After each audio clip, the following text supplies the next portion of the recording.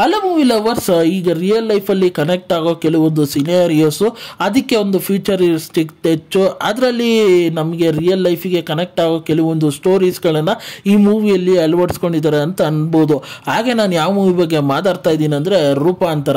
ಹಾಗೆ ಈ ಮೂವಿ ರಿವ್ಯೂಕ್ಕಿಂತ ಮುಂಚೆ ನನ್ನ ಚಾನಲ್ಗೆ ಫಸ್ಟ್ ಟೈಮ್ ವಿಸಿಟ್ ಮಾಡಿದರೆ ಎಲ್ಲ ವಿಡಿಯೋನ ಫಸ್ಟ್ ಟೈಮ್ ನೋಡ್ತಾ ಇದ್ದೀರಾ, ಈ ರಿವ್ಯೂ ನಿಮಗೆ ಅನಿಸ್ತಂದ್ರೆ ಈ ವಿಡಿಯೋಗೊಂದು ಲೈಕ್ ಮಾಡಿ, ಹಾಗೆ ನನ್ನ ಚಾನಲ್ನ ಸಬ್ಸ್ಕ್ರೈಬ್ ಮಾಡಿ ಮತ್ತು ಬೆಲ್ ನೋಟಿಫಿಕೇಶನ್ ಆನ್ ಮಾಡಿ ನನ್ನನ್ನು ಸೋಷಿಯಲ್ ಮೀಡಿಯಾ ಪ್ಲಾಟ್ಫಾರ್ಮಲ್ಲಿ ಫಾಲೋ ಮಾಡ್ಬೋದು. ಲಿಂಕ್ನ ಡಿಸ್ಕ್ರಿಪ್ಷನಲ್ಲಿ ಕೊಟ್ಟಿರ್ತೀನಿ.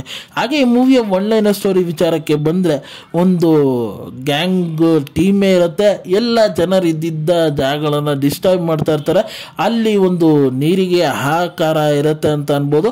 ಆದರೆ ಒಂದು ವಯಸ್ಸಾದ ತಾತ ಈ ಗ್ಯಾಂಗಿಗೆ ಸಿಗಾಕೊಂಡಿರ್ತಾರೆ. ಆ ಗ್ಯಾಂಗ್ಗಳಿಗೆ ಗೊತ್ತಾಗತ್ತೆ ಈ ತಾತ ಒಂದು ಒಳ್ಳೆ ಕತೆಗಾರ ಅಂತ. ಆದರೆ ಗ್ಯಾಂಗ್ ಒಂದು ಆಫರ್ ಮಾಡ್ತಾರೆ, ನೀನು ಒಂದು ಒಳ್ಳೆ ಕತೆ ಹೇಳಿದ್ರೆ ನಾನು ನಿನ್ನ ಜೀವಂತವಾಗಿ ಬಿಡ್ತೀನಿ ಅಂತ. ಕತೆನ ಹೇಳಿ ಆ ತಾತ ಅವರ ಜೀವನ ಬಿಡಿಸ್ಕೊಂತಾರ, ಇಲ್ಲ ನಮಗೆ ಡೈರೆಕ್ಟರ್ ಏನು ಹೇಳೋಕೆ ಹೊರಟಿದ್ದಾರೆ ಅನ್ನೋದನ್ನೆಲ್ಲ ನೀವು ತಿಳ್ಕೊಬೇಕಂದ್ರೆ ಈ ಮೂವಿನ ಹೋಗಿ ನೋಡಬೇಕು.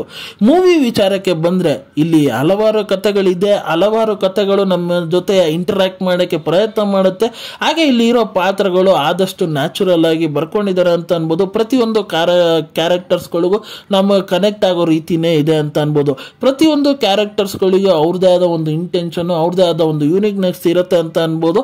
ಅದನ್ನ ಸ್ಕ್ರೀನ್ ಮೇಲೆ ಪ್ರೆಸೆಂಟೇಷನ್ ಮಾಡೋದ್ರಲ್ಲಿ ಡೈರೆಕ್ಟ್ರು ಒಳ್ಳೆ ಕೆಲಸ ಮಾಡಿದ್ದಾರೆ ಅಂತ ಅನ್ಬೋದು. ಒಂದು ಫಸ್ಟ್ ಹಾಫಲ್ಲಿ ಮೂವಿಯಲ್ಲಿ ನಿಮಗೆ ಆ ಕ್ಯಾರೆಕ್ಟರ್ಸ್ನ ಎಸ್ಟಾಬ್ಲಿಷ್ ಮಾಡೋದಕ್ಕೆ ಟೈಮ್ ತಗೊಂಡ್ರು, ಹಾಗೆ ಆ ಕ್ಯಾರೆಕ್ಟರ್ಗಳಿಗೆ ಆ ಮಹತ್ವನ ನಮಗೆ ತಿಳಿಸ್ಕೊಡ್ತಾ ಹೋಗ್ತಾ ಇರ್ತಾರೆ ಅಂತ ಅನ್ಬೋದು. ಎಸ್ಪೆಷಲಿ ಆ ಕ್ಯಾರೆಕ್ಟರ್ಸ್ಗಳನ್ನು ಸ್ಟೋರಿನ ರಿವೀಲ್ ಮಾಡಿರೋ ವಿಧಾನ ಸಖತ್ ಇಂಪ್ರೆಸಿವ್ ಆಗಿತ್ತು ಅಂತ ಅನ್ಬೋದು. ಹಾಗೆ ಆ ಇಂಟರ್ವಲ್ ಬ್ಲಾಕ್ ಏನ ಕೊಟ್ಟಿರೋ ಮೂವಿಯಲ್ಲಿ ಸಖತ್ ಮಜವಾಗಿತ್ತು. ಹಾಗೆ ಏನಾಗ್ಬೋದು ಮುಂದಿನ ಕಥೆಯಲ್ಲಿ ಸೆಕೆಂಡ್ ಹಾಫಲ್ಲಿ ಅನ್ನೋದು ಕ್ಯೂರಿಯಾಸಿಟಿನ ಬಿಲ್ಡ್ ಮಾಡ್ತು ಅಂತ ಅನ್ಬೋದು. ಸರಿ, ಸೆಕೆಂಡ್ ಹಾಫ್ ಮೂವಿಗೆ ಹೋಗ್ತಾ ಮನುಷ್ಯ ಅಂದ್ರೆ ಒಂದು ಚೇಂಜ್ ಓವರ್ ಫ್ಯಾಕ್ಟರ್ ಇದ್ದೇ ಇರುತ್ತೆ. ಆ ಚೇಂಜ್ ಓವರ್ ಫ್ಯಾಕ್ಟರ್ ಹೇಗಿರುತ್ತೆ ಅನ್ನೋದನ್ನ ಸೆಕೆಂಡ್ ಹಾಫ್ ಥ್ರೂ ಔಟ್ ಮಾತಾಡುತ್ತೆ ಅಂತ ಅನ್ಬೋದು. ಅದನ್ನ ಸಖತ್ ಇಂಟ್ರೆಸ್ಟಿಂಗ್ ಆಗಿ ಬ್ಯೂಟಿಫುಲ್ ಆಗಿ ಸ್ಕ್ರೀನ್ ಮೇಲೆ ತಗೊಂಡ್ಬಂದಿದೆ. ಹಾಗೆ ನಮಗೆ ಕನೆಕ್ಟ್ ಆಗೋ ರೀತಿ ಹಲವಾರು ಸೆಕೆಂಡ್ ಹಾಫ್ ಅಲ್ಲಿ ಅಂಶಗಳು ಇದೆ ಅಂತ ಅನ್ಬೋದು. ಹಾಗೆ ಆ ಕ್ಲೈಮ್ಯಾಕ್ಸ್ ಬ್ರಿಲಿಯಂಟ್ ವರ್ಕ್ ಅಂತ ಅನ್ಬೋದು. ಕೆಲವೊಂದು ವಿಚಾರಗಳು ಕನ್ವೀನಿಯನ್ಸ್ ಆಗಿತ್ತು, ಕೆಲವೊಂದು ವಿಚಾರಗಳು ನನಗೆ ಕನ್ವಿನ್ಸ್ ಆಗಿಲ್ಲ ಅಂತ ಅನ್ಬೋದು. ಲಿಟ್ರಲ್ ಆಗಿ ಇನ್ನೊಂಚೂರು ಬೆಟರ್ ವರ್ಕ್ ಮಾಡ್ಬೋದಾಗಿತ್ತು ಆ ಕ್ಲೈಮ್ಯಾಕ್ಸ್ ಅಂಶದಲ್ಲಿ ಅಂತ ಮೂವಿ ನೋಡ್ತಾ ಅನಿಸ್ತು. ಹಾಗೆ ಮೂವಿಯಲ್ಲಿ ಆ ಸಾಂಗ್ ಒಂದು ಬಿಟ್ಟಿದ್ದಾರೆ ಯೂಟ್ಯೂಬಲ್ಲಿ, ಆದರೆ ಮೂವಿಯಲ್ಲಿ ಇಲ್ಲ. ಅದು ಬ್ಯೂಟಿಫುಲ್ ಆಗಿತ್ತು, ಬ್ಯಾಕ್ಗ್ರೌಂಡ್ ಮ್ಯೂಸಿಕ್ಗಳು ಚೆನ್ನಾಗಿತ್ತು ಅಂತ ಅನ್ಬೋದು. ಹಾಗೆ ನನಗೆ ಡೈಲಾಗ್ಸ್ ರೈಟಿಂಗು ಸಿಕ್ಕಾಪಟ್ಟೆ ಚೆನ್ನಾಗಿತ್ತು ಅಂತ ಅನ್ಬೋದು. ಆದಷ್ಟು ನ್ಯಾಚುರಲ್ ಆಗಿ ಪ್ರತಿ ಡೈಲಾಗ್ಸ್ಗಳನ್ನ ಬರ್ಕೊಂಡಿದ್ದಾರೆ. ಹಾಗೆ ಪ್ರತಿಯೊಂದು ಡೈಲಾಗ್ಗಳು ಇಂಪ್ಯಾಕ್ಟ್ಫುಲ್ ಆಗಿದ್ವು ಅಂತ ಅನ್ಬೋದು. ಹಾಗೆ ನನಗೆ ಪಾತ್ರದ ವಿಚಾರಕ್ಕೆ ಬಂದರೆ ರಾಜ್ಬಿ ಶೆಟ್ಟಿ ಅವರ ಪಾತ್ರ ಚೆನ್ನಾಗಿತ್ತು. ಅವ್ರದ್ದು ಹಳೆ ಪಾತ್ರಗಳನ್ನು ನಾಪ್ಸುತ್ತೆ ಈ ಮೂವಿನ ನೋಡ್ತಾ ಅವರ ಪಾತ್ರನ. ಹಾಗೆ ನನಗೆ ಇನ್ನೊಂದು ಮೇಜರ್ ಆಗಿ ಇಷ್ಟ ಆಗಿದ್ದ ಪಾತ್ರ ಅಂದರೆ ತಾತ ಅಜ್ಜಿಯ ಪಾತ್ರ ಸಖತ್ ಎಮೋಷನಲ್ ಮಾಡ್ತಾರೆ ಇಬ್ಬರ ಪಾತ್ರ. ಹಾಗೆ ನಮ್ಮ ಬೇರೆ ವಿಚಾರಗಳನ್ನೇ ನಾಪಿಸ್ತಾರೆ ಆ ಮೂವಿಯಲ್ಲಿ ಆ ಪಾತ್ರಗಳು ಅಂತ ಅನ್ಬೋದು.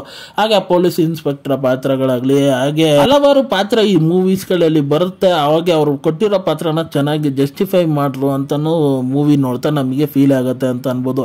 ಹಾಗೆ ನನಗೆ ಮೂವಿಯಲ್ಲಿ ಆ ವಿಜುವಲೈಸೇಷನ್ ಆದಷ್ಟು ನ್ಯಾಚುರಲ್ ಆಗಿ ಹಲವಾರು ವಿಚಾರಗಳನ್ನು ತೋರಿಸಿರೋ ವಿಧಾನ ಸಖತ್ ಬ್ಯೂಟಿಫುಲ್ ಆಗಿದೆ.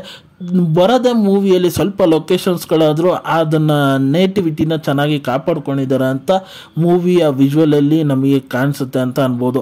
ಹಾಗೆ ನನಗೆ ಮೂವಿ ಓವರಾಲ್ ಆಗಿ ಖಂಡಿತ ಒಂದು ಫ್ಯಾಮಿಲಿ ಸಮೇತ ನೋಡ್ಬೋದಾದಂಥ ಮೂವಿ ಅಂತ ಹೇಳ್ತೀನಿ. ಖಂಡಿತ ಥಿಯೇಟ್ರಲ್ಲಿ ಹೋಗಿ ಈ ಮೂವಿನ ಎಕ್ಸ್ಪೀರಿಯನ್ಸ್ ಮಾಡಿ, ನಿಮಗೂ ಇಷ್ಟ ಆಗುತ್ತೆ. ಹಾಗೆ ಈ ಮೂವಿಗೆ ನನ್ನ ರೇಟಿಂಗ್ ವಿಚಾರಕ್ಕೆ ಬಂದರೆ ನಾನು 5ಗೆ 3.5 ಸ್ಟಾರ್ ಕೊಡ್ತೀನಿ ಅಂತ ಅನ್ಬೋದು. ಹಾಗೆ ಈ ರಿವ್ಯೂ ನಿಮಗೆ ಅನಿಸ್ತಂದ್ರೆ ಈ ವಿಡಿಯೋ ಇಷ್ಟ ಆಯಿತು ಅಂದರೆ ಈ ವಿಡಿಯೋಗೊಂದು ಲೈಕ್ ಮಾಡಿ, ಹಾಗೆ ನನ್ನ ಚಾನಲ್ನ ಸಬ್ಸ್ಕ್ರೈಬ್ ಮಾಡಿ ಮತ್ತು ಬೆಲ್ ನೋಟಿಫಿಕೇಶನ್ ಆನ್ ಮಾಡಿ. ನಿಮ್ಮ ಅನಿಸಿಕೆ ಅಭಿಪ್ರಾಯ ಏನಾದರೂ ಕಮೆಂಟ್ ಮೂಲಕ ತಿಳಿಸ್ಬೋದು. ಮತ್ತು ಮುಂದಿನ ವಿಡಿಯೋದಲ್ಲಿ ಸಿಗ್ತೀನಿ.